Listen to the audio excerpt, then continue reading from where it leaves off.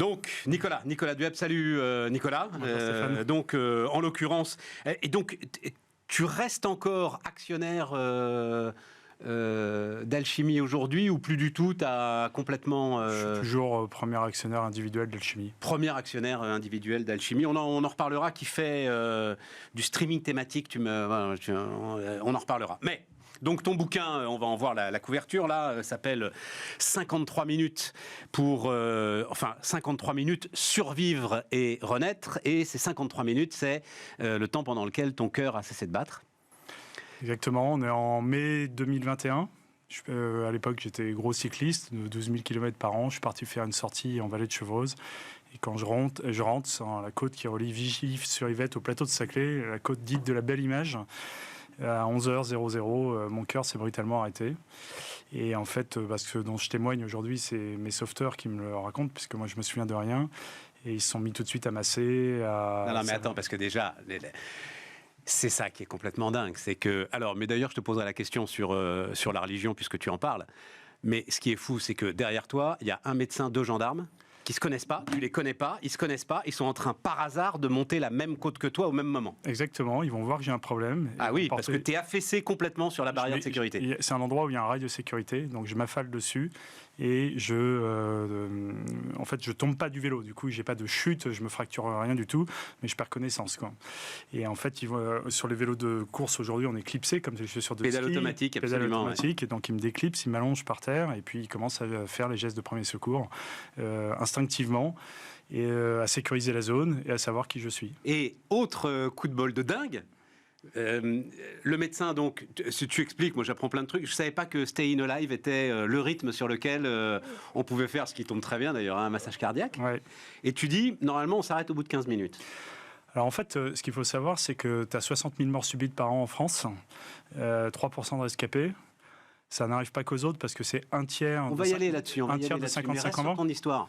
Est-ce que ça s'arrête au bout de 15 minutes? C'est un médecin qui fait le message, donc il le sait, et il ne va pas s'arrêter. Alors en fait, il ne calcule pas le temps, il ne se rend pas compte. Et quand les pompiers arrivent, les pompiers prennent le relais. Et en fait, dans la loi française... Ça fait 25 minutes qu'il te masse, le gars. Mais en plus, d'ailleurs, on doit tous se former, il te pète toutes les côtes. C'est-à-dire que c'est un truc physique de dingue qu'il est en train de faire. Alors ceux qui ont déjà fait, au bout de 2 minutes, quand tu t'entraînes, tu deviens tout rouge. Ouais. Et puis au bout de 25 minutes, soit tu as la caisse, soit... Alors il a la caisse, c'est un cycliste, hein? C'est un cycliste, c'est un Ironman même. Ouais. Et donc, en fait, comme il va me dire aujourd'hui... je suis rentré là-dedans comme dans une course et après, j'ai pas vu le temps et on s'est dit, on lâche rien et ils sont attaqués. C'est dingue. Et donc, c'est des gens qui vont aller au-delà de ce qui est raisonnable. Disons-le d'un mot, donc tu le dis d'ailleurs, hein, tu es croyant, catholique, investi même dans les institutions de l'Église. Quand on est profondément croyant, est-ce qu'on croit encore au hasard ? Bah là, en tous les cas, moi, je le dis ouvertement, c'est un cadeau de Dieu, parce que 53 minutes, ça n'existe pas. Ouais. Donc, j'ai cherché, je suis un être cartésien, tu me connais, j'ai cherché à savoir pourquoi, qu'est-ce qui pouvait expliquer, comment, etc.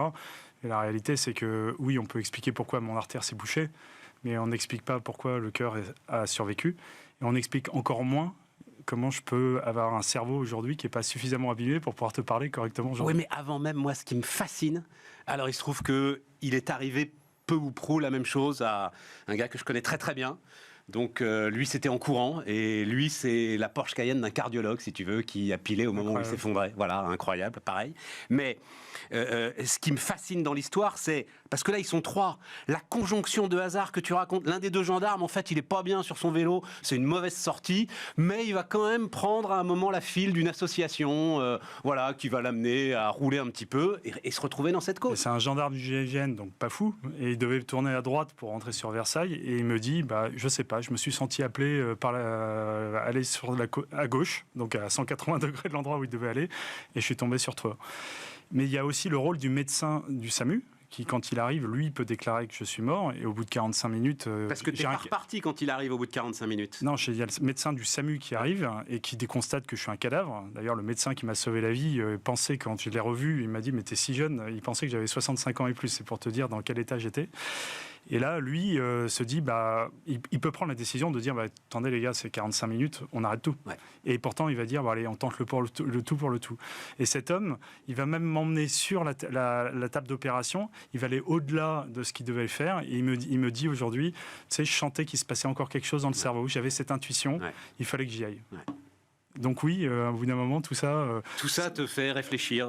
Sur l'alignement de planètes est miraculeux. Ce que l'athée profond que je suis va appeler des conjectures, du hasard, etc. J'aimerais l'expliquer, parce que moi, j'ai pas envie que ça me réarrive, mais sauf que la probabilité, elle est et infinitésimale. Soyons pédants 2 secondes. Un coup de dé n'abolit pas le hasard. Non, voilà. Le hasard est là. Ouais. Mais là, je pense qu'il y a une configuration assez exceptionnelle. Mais c'est un autre débat. Oui, non, c'est un autre débat, mais ça m'intéressait. Et puis, il faut le dire, parce que c'est important dans ta démarche, dans ta vie, et sans doute aussi dans la façon dont tu as réussi à te reconstruire. Je pense. À partir du moment où... Mais je crois que beaucoup de laïcs le vivraient aussi de la même façon. C'est-à-dire, c'est de toute façon un cadeau de quelqu'un, quelque part, quelque chose. Et donc, il faut le rendre à un moment, mais on va en reparler. Il y a aussi, évidemment, tout un aspect familial. Ça, je vais laisser ça de côté. Ceux qui voudront lire ton aventure verront cet aspect familial. Je retiens une leçon, une phrase que tu écris et qui vaut pour ton accident, mais qui vaut pour le monde dans lequel on est en train d'entrer. Tu dis, nous ne sommes pas formés à gérer des crises aussi violentes. Ben non, en fait, tu es formé à être... au niveau cérébral, quelqu'un qui va exécuter des business plans, les vendre, etc. Mais en fait, ce cas qui est unique, d'ailleurs, t'es pas formé, et puis en plus, t'es pratiquement pas accompagné, parce que des cas comme moi, ça n'existe pas. Donc en fait, tout le monde me questionne. Pour moi, ta phrase, elle va plus loin que ça. On est dans une société d'hyperprotection. On nous promet l'hyperprotection pratiquement à chaque initiative que l'on prend aujourd'hui.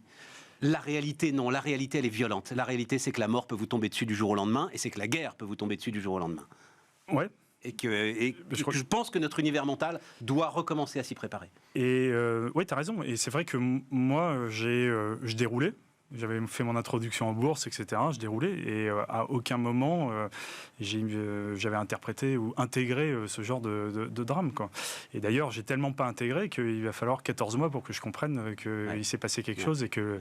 Donc c'est du formatage. C'est-à-dire que moi, ça m'a fait beaucoup réfléchir aussi. C'est-à-dire que je suis un entrepreneur. J'étais entrepreneur pour être libre, parce que je veux pas de patron qui me dise, toi tu prends femme et enfant, tu t'en vas, je voulais être libre.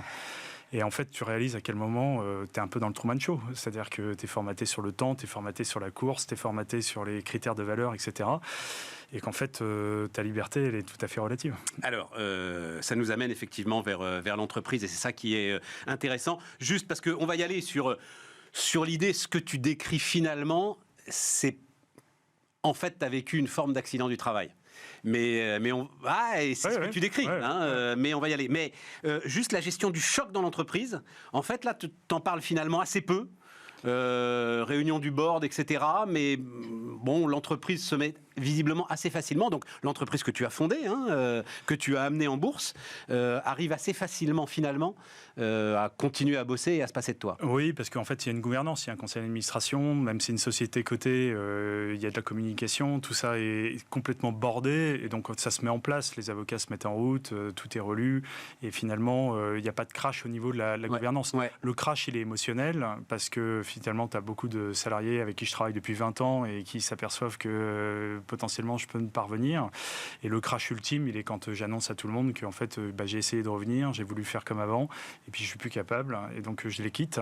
Et ça, c'est le cœur de la boîte qui... Je pense que tu vas revenir sur le cœur, mais c'est le cœur de la boîte qui explose, quoi. Ah oui, on va revenir sur le cœur, ça, et très, très, très largement. T'as pas d'explication aujourd'hui physiologique, donc il te plonge dans le coma, tout ça dure évidemment un certain temps, en plus tu fais une infection là-dessus, enfin bref, les choses se compliquent, puis un jour tu te réveilles, tu t'enlèves toi-même tes tubes, t'enlèves toi-même les fils, évidemment tu t'effondres, tu tombes de ton lit et tout, mais bim, c'est reparti, quoi, voilà. Voilà, alors c'est reparti. Entre-temps, j'ai perdu la parole, j'ai perdu la marche. Donc on recommence on fait une rééducation complète. Mais c'est vrai qu'avec le même état d'esprit qu'est le mien, du gars qui fonce, qui est dans la performance, je vais faire une rééducation en 5 semaines. Et en 5 semaines et un jour plus tard, je suis au bureau.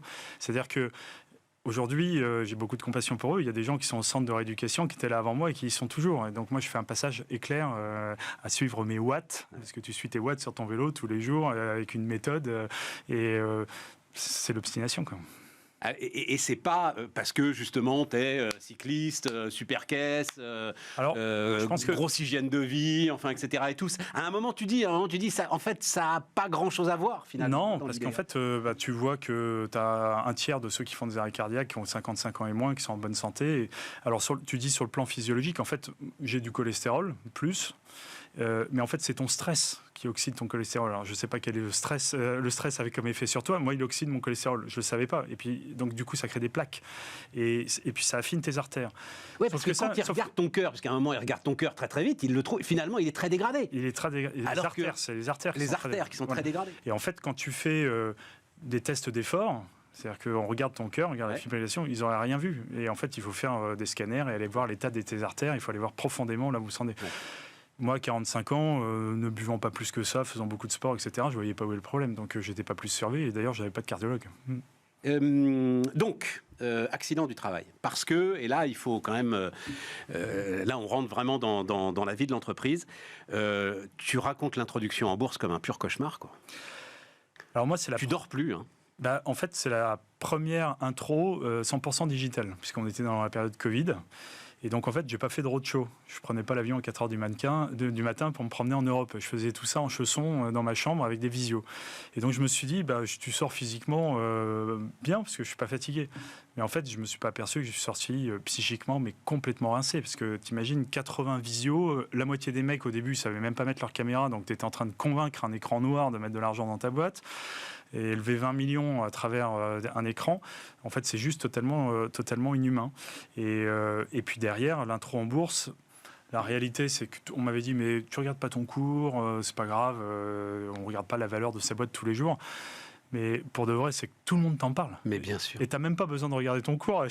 Chaque meeting avec un fournisseur ou un client, il commence en te parlant de ton cours. Donc tu as même le cours en temps réel avec toutes ces visites. Et en fait, c'est une pression sans cesse. C'est pas que tu le regardes tous les jours, c'est que tu le regardes toutes les heures. Ben exactement. Et puis, c'est pire que les étoiles sur LinkedIn, quoi. Tu vois, et puis à la fin, c'est même des amis qui disent « Ah, j'ai vachement confiance en toi, j'ai mis de l'argent. » Tu te sens, et certains qui ont mis leurs 1000, 2000 euros, 3000 euros, parce qu'ils te confient en confiance. Et en fait, ça fait une pression... qui est latente, tu vois. C'est pas une pression qui arrive comme un gros choc comme tu peux avoir dans une entreprise, c'est des micro-agressions en permanence. Et moi, j'ai fait aussi une erreur, c'est que j'étais seul. C'est un one-man show et qu'en fait, on fait pas une intro en étant seul. J'avais certes un directeur financier, mais il faut y aller avec un associé, il faut quelqu'un qui partage, ne serait-ce qu'un directeur général qui tient la boutique pendant que toi, tu es en train de faire des visios. Et ça, c'est probablement une erreur, quoi. Et est-ce que tu dirais que c'est une introduction en bourse pour une boîte. Donc, parlons de juste un mot sur Alchimie streaming thématique, c'est-à-dire tu peux faire le pitch streaming thématique. En fait, on aidait les médias. Alors maintenant, Alchimie a beaucoup bougé, mais on aidait les médias, les talents à créer leur propre plateforme de SVOD, c'est-à-dire leur propre Netflix à cette époque-là. D'accord. Et en fait, moi, je suis dans un secteur où tous les Américains sont cotés. Tout le monde est coté. Et donc, c'est bien d'être coté parce que ça te permet de parler d'égal à égal et donner une valeur. Donc, je trouvais ça plutôt bien d'aller chercher des capitaux de ce côté-là plutôt que via les fonds traditionnels. Et puis après, je ne le cache pas aussi, c'est quand tu es un entrepreneur, côté une boîte, c'est quand même un kiff parce que tu as réussi à faire tes levées de fonds, les LBO, les MBO, fallait que je fasse l'IPO et on continue, on coche les cases. C'est un kiff qui a failli te tuer. Oui, qui m'a partiellement tué. Ouais. Non, mais est-ce que c'est une leçon pour les autres entrepreneurs? Je regarde là, tu vois, l'histoire de Believe est super intéressante. Tu es quand même sur une histoire, Believe, pardon, si vous ne connaissez pas, c'est aujourd'hui l'un des... Alors, c'est pas vraiment une maison de disques, on ne peut pas dire ça comme ça, mais en tout cas, agent de stars, les plus importants d'Europe, une histoire de croissance incroyable, les mecs s'introduisent en bourse, et après, parce que c'est la bourse, le cours, il se retrouve divisé par 2. Et bien, tout à coup, c'est toute l'histoire de Believe qui se retrouve racontée à travers son cours de bourse, ce qui n'a aucun sens. En fait, la bourse... Alors que l'histoire de croissance, elle continue. Et donc les gars sont maintenant en train d'essayer de sortir de la bourse, mais ils vont peut-être même pas y arriver parce que à partir du moment où tu es devenu public, comme disent les Américains, ton capital, il peut être chopé par n'importe qui. Ouais. Donc la bourse... Mais en fait, c'est un effet amplificateur à la hausse et à la baisse. Donc moi, on l'a connu, on a fait quand même 5 mois où ça avait un effet amplificateur, ça m'a permis de racheter une boîte aux États-Unis, etc. Donc c'est la dynamique du succès. Mais sauf qu'à la baisse, c'est la même chose. Et donc en fait, ça se traduit comment ? Tu fais moins 15... Puis tes salariés, ils débarquent en disant mais on est en faillite, on n'a pas d'argent. Puis c'est comme moi, personne ne sait lire un compte d'exploitation ou quoi que ce soit. Et puis du coup, tu as tes fournisseurs qui disent attendez, là, j'ai vu votre cours de bourse, ça va pas bien, il va falloir me payer tout de suite là parce que je pense que vous avez des problèmes de trésorerie. Puis tes clients qui arrivent et qui disent ouais, mais si on commence à bosser avec vous, il y a peut-être des histoires de fiabilité, vous allez peut-être disparaître. En fait, tout le monde commence à amplifier à la baisse ton problème, alors qu'il n'y a pas de problème et que Alchimie a connu un choc brutal, mais Alchimie toujours en vie. Alchimie des abonnements incroyables et donc une inertie de chiffre d'affaires incroyable.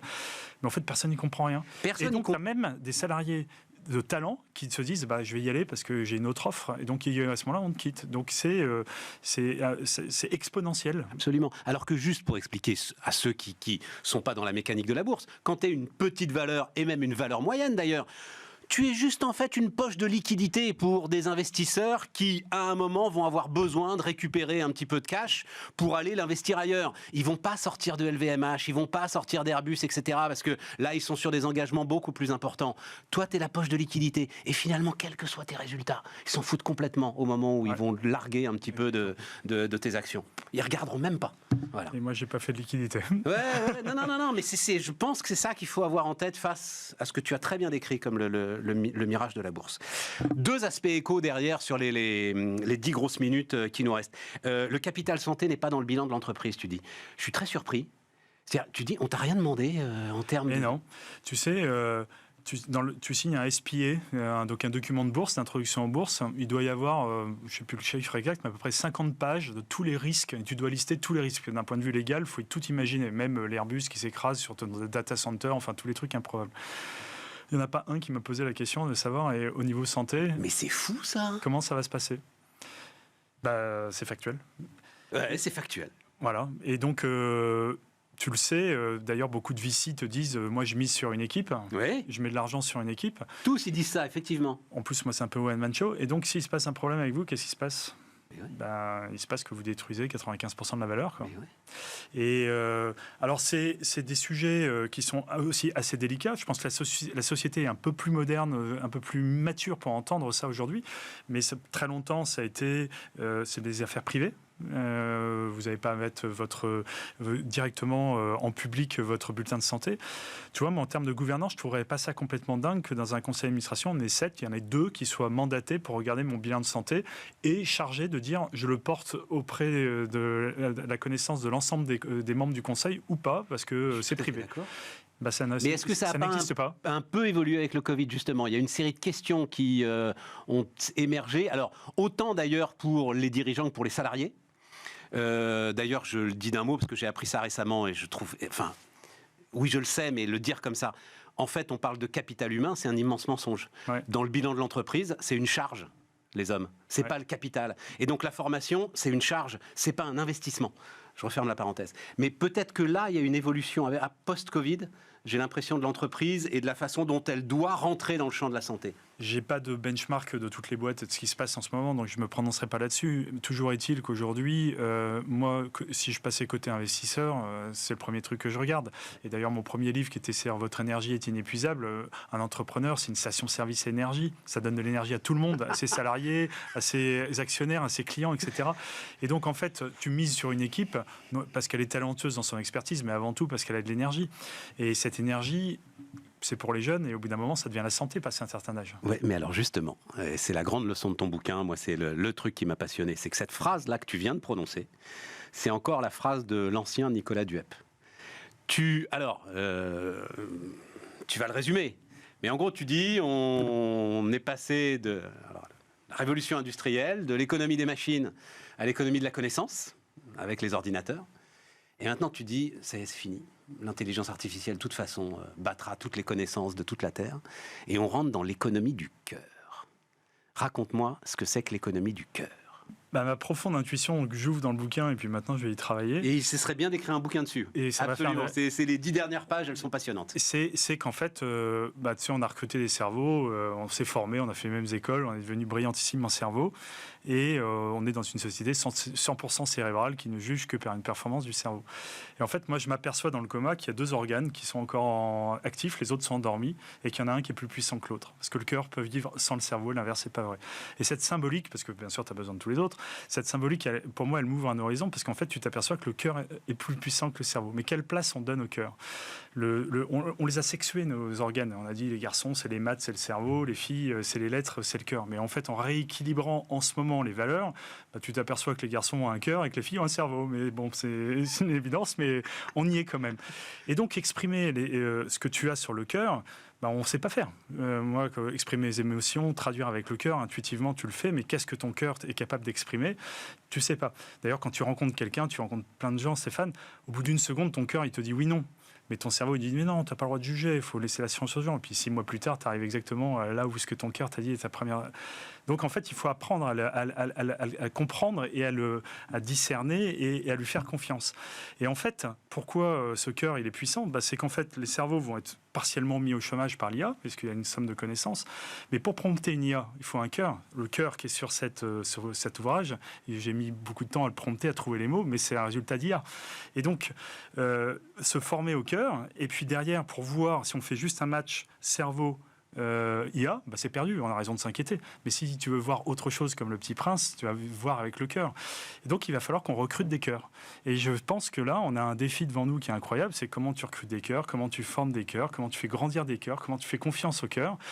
Et moi, je trouve ça une opportunité incroyable qui me réjouit. Et en fait, je me réjouis de l'IA parce qu'on va être un peu moins tableau Excel et PowerPoint et on va rentrer dans une forme d'humanité qu'on n'avait pas jusqu'aujourd'hui. Ton économie du cœur, c'est une économie de l'émotion. Mais ça veut dire qu'on vend des émotions, et là-dessus, c'est pas moi que tu vas dire le contraire. C'est pas moi qui vais te dire le contraire. L'économie de l'émotion et l'économie des valeurs. Ouais. C'est ça que tu mets en avant. C'est les émotions. D'abord, il faut savoir les ressentir, il faut savoir les qualifier, il faut savoir les traduire. Et surtout les traduire et les exprimer. Voilà, je pense que dans des métiers comme le tien, c'est natif. Mais en fait, on y travaille. On y travaille. Voilà, mais tu vois bien dans les entreprises dans lesquelles tu interviens, les mecs parlent avec des cerveaux et ils se disent, j'arrive pas à recruter des jeunes. Bien sûr, les jeunes, aujourd'hui, c'est même pas qu'ils cherchent du sens, ils cherchent du cœur. Donc, si tu leur parles avec le cerveau, ils n'ont pas envie de venir. Puis, s'ils viennent, au bout de 6 mois, ils s'en vont. Donc, ça coûte très, très cher, ça. Tu parlais tout à l'heure d'une charge, mais elle est gigantesque, cette charge. Donc, le cœur, il a une performance pour pouvoir faire venir les meilleurs, pour pouvoir les garder, pour pouvoir les emmener dans une histoire. Et je pense que nous, on vient d'une génération, on a tout fait pour être les premiers de la classe, etc., pour gagner un peu d'argent, et puis on finit tous en burn-out, ou presque dans ces catégories 50-55. Bienvenue au club. Les jeunes derrière, ils se disent, mais c'est tout ça pour ça. Moi, j'ai pas envie. J'ai envie de vivre avec mon cœur, j'ai envie de vivre dans le relationnel. Donc, on a très vite fait de les enfermer, ils sont bêtes, machin, dans les réseaux sociaux. Peut-être qu'il y en a qui sont perdus là-dedans. Moi, je crois qu'avant tout, ils ont envie de vibrer, ils ont envie de vivre avec le cœur. Et ceux qui vont... et d'ailleurs, dès que tu as un concert ou des choses qui vivent avec le cœur, ils sont tous là. Ils sont à la recherche de ça. Donc on va vers ça. J'insiste sur le coup de génie que tu as, Nicolas. C'est que l'histoire de quête de sens m'exaspère un tout petit peu, je dois te dire. Le sens, c'est Google Maps, t'es perdu. Ouais, et puis le sens, on met de la morale là-dedans. Dès qu'on met de la morale dans l'entreprise, je sais pas où on va, parce que je sais pas où elle s'arrête. Le cœur, c'est bien différent. C'est l'émotion. C'est les poils qui se dressent. C'est tout ça. Et ça rentre pas dans des cases, ça rentre pas dans des catégories, mais ça fait avancer. C'est ça qu'on cherche. Et c'est ça qu'on va aller chercher. Et tu m'as questionné sur la spiritualité tout à l'heure. Et pourquoi, oui, j'ai une spiritualité? Parce que quand tu as fait l'expérience du lit de mort, à la fin, tu vois que c'est le triomphe de l'amour. Il reste plus que ça. Mais l'amour, c'est le cœur. Il n'y a que le cœur qui t'emmène vers cette joie, qui t'emmène vers cet ultime sentiment de cet ultime moment de vie. On fait des business plans sur 5 ans. On te demande d'être visionnaire quand tu lèves de l'argent. Mais ta stratégie perso à 20 ans, à 30 ans, à 40 ans, quelle est-elle? Moi, j'ai découvert que, pas d'un point de vue conceptuel, mais dans ma chair, que c'est ce qui restait. Donc, c'est plus le discussion avec un petit verre de vin rouge le samedi soir avec des potes en disant j'ai des priorités. Ces priorités, je les ai dans ma chair maintenant. Moi, mes journées, j'ai envie qu'elles se tournent vers l'amour. Et le livre est là pour en témoigner. Et parce que tu parles avec le cœur, d'ailleurs, j'ai plein de jeunes qui me prennent contact avec moi sur LinkedIn, etc. Un petit tips d'ailleurs, tu dis, l'hyper-émotionnalité est un signe peut-être de fragilité cardiaque. Tu dis si on se met à chialer au cinéma sur un film à l'eau de rose, ça peut être, tu l'écris comme ça peut être un signal d'alerte. Non, alors puisque je chiale sur les films à l'eau de rose. Moi, je n'ai pas mis un signal d'alerte. J'ai le traduit moi en séquelles, c'est qu'aujourd'hui je suis devenu hypersensible, j'ai du mal à gérer mes émotions et c'est vrai que je pleure une fois par jour pour des films ou pour des relations ou pour des témoignages qu'on me raconte de choses qui sont hyper touchantes. Mais avant, j'aurais eu presque un peu honte. Je les mettais sous une plaque de béton. L'entrepreneur, il cache toutes ses émotions parce qu'il veut pas être embêté par ça. Mais en fait, c'est la vie, quoi. Et c'est tellement bien. Et en fait, c'est une richesse. Donc, comment on convertit cette richesse quand même en performance, parce qu'à un moment donné, il faut. Je jette pas ma vie d'avant. Je continue à dire que ça a été très bien et qu'à 20-30 ans, si tu veux créer une famille, il faut y aller, quoi. Et donc, au contraire, vive les entrepreneurs. Mais les entrepreneurs. Vive les entrepreneurs, mais l'obsession de la performance, puisque en fait, tu l'opposes un peu. Ton économie du cœur, tu l'opposes un peu à l'économie de la performance. Ce qui d'ailleurs, dans une planète aux ressources limitées, etc., bref, tout ce qu'on vit aujourd'hui sur les impasses de la croissance me semble parfaitement collé. Et donc, il faut sortir de cette performance. Mais tu le dis, il nous reste 2 minutes. Le cœur du truc, à un moment, t'écris, donc tu as cette rééducation hyper rapide, machin, etc. et tout, et tu repars. Et pourquoi tu repars? Mais parce que c'est très, très difficile. C'est formaté. De sortir de la roue du hamster. Mais tu sais, les entrepreneurs, ils aiment se comparer à des sportifs de haut niveau. Ouais. Mais un sportif de haut niveau, ça a un entraîneur, un coach, un nutritionniste, un kiné, etc. Nous, on a quoi? Et puis un sportif de haut niveau, à 35 ans, ça prend sa retraite. C'est ça. Et Zidane, aujourd'hui, il met ses talents, il est sur le coach, il entraîne des équipes. C'est ça. Et pour les entrepreneurs, c'est la même chose. À l'arrivée à un certain âge, ton talent, il est autre part. Et il faut l'admettre. Et qu'à 45 ans, tu ne fais plus la course avec ceux qui ont 25.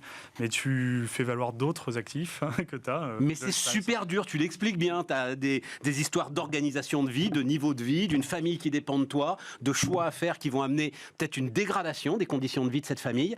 Et pourtant, c'est une question de survie au sens propre. Exactement. Voilà. Et moi, il me aura fallu multiples épreuves sur 14 mois parce que dans le livre, c'est expliqué. C'est pas un arrêt cardiaque qui m'a permis de comprendre ça. Il a fallu casser les poignets, les épaules, les mains, finir aux Invalides en me disant que j'ai un problème neurologique. Elle dit ok, je comprends. Bon, on n'a pas le temps de raconter casser les poignets, mais c'est sûr que ta femme, quand elle a reçu le coup de fil, là, ça a dû être quelque chose. Allez lire ça, donc, maison d'édition que tu as... Entrepreneur un jour, entrepreneur toujours. Voilà, avec une femme qui est Laurence Daboville, qui est l'éditrice et qui est extraordinaire. Voilà. Donc, Isran Édition, 53 minutes, survivre et renaître, c'est une belle histoire et elle est bien écrite, Nicolas. Merci à tous et donc à bientôt pour de nouveaux débats sur Bismart.